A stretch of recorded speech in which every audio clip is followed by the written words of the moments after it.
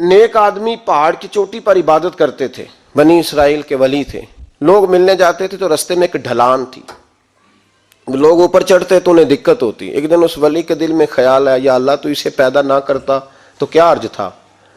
رب کریم نے اس وقت کے نبی پیغمبر علیہ السلام کو وحی فرمائی کہ جب وہ آپ کے پاس آئے نا تو اسے کہہ دینا تو میری تخلیق پہ اعتراض کرتا ہے، اسے کہہ دینا کہ میں نے اس کا نام ولیوں کی صف سے کاٹ کر نافرمانوں کی صف میں لکھ دیا ہے، میری تخلیق پہ اعتراض کرتا ہے، میں نے جو بنایا حق اور سچی بنایا ہے۔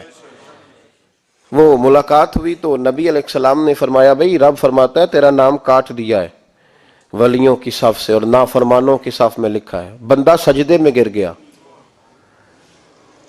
یا اللہ تیرا شکر ہے، یا اللہ تیرا شکر ہے۔ پیغمبر علیہ السلام فرمانے لگے تو بڑا بیوقوف ہے، مقام استغفار اور شکر ادا کر رہا ہے۔ کہنے لگا حضور آپ نے بات ہی بہت بڑی کر دی ہے، میرے رب نے میرا نام لیا ہے، میں کہاں وہ کہاں، اس نے کہا ہے کہ نام کاٹا ہے، میرے رب نے۔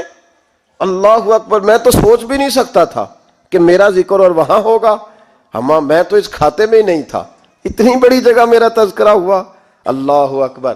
پھر وہ عرض کرنے لگے پیغمبر علیہ السلام سے، کہنے لگے ایک آپ نے پیغام دے دیا، اب آپ میرا بھی ایک پیغام رب کریم کے حضور ناز عرض کر دیجئے گا۔ فرمایا وہ کیا؟ کہا عرض کیجئے گا مالک سے کہ مولا مجھے تیری مخلوق سے بڑا پیار ہے۔ وہ جو میں نے ڈھلان کی بات کی تو اس لیے کی تو دلوں کے حال جانتا ہے کہ لوگوں کو تکلیف ہوتی تھی، مالک کی بارگاہ میں عرض کرنا کہ میرا وجود بہت بڑا کر دے۔ آپ نے کہا ہے نا نافرمانوں کی لسٹ میں چلا گیا ہوں اب جہنم میں جلوں گا، تو عرض کرنا کہ میرا وجود بڑا کر دے، بڑا، سارے دوزخ میں میں اکیلا ہی پورا آ جاؤں، میرا نہیں دل کرتا اللہ کا کوئی اور بندہ جہنم میں جلے، مجھے اس کی مخلوق سے بڑا پیار ہے۔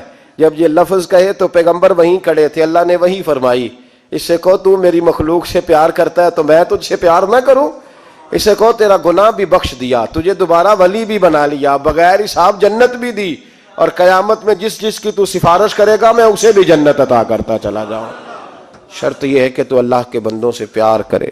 خدا کے بندے تو ہیں ہزاروں، بنوں میں پھرتے ہیں مارے مارے، میں اس کا بندہ بنوں گا جس کو خدا کے بندوں سے پیار ہو، میں اس کا بندہ بنوں گا جس کو خدا کے بندوں سے پیار ہوگا۔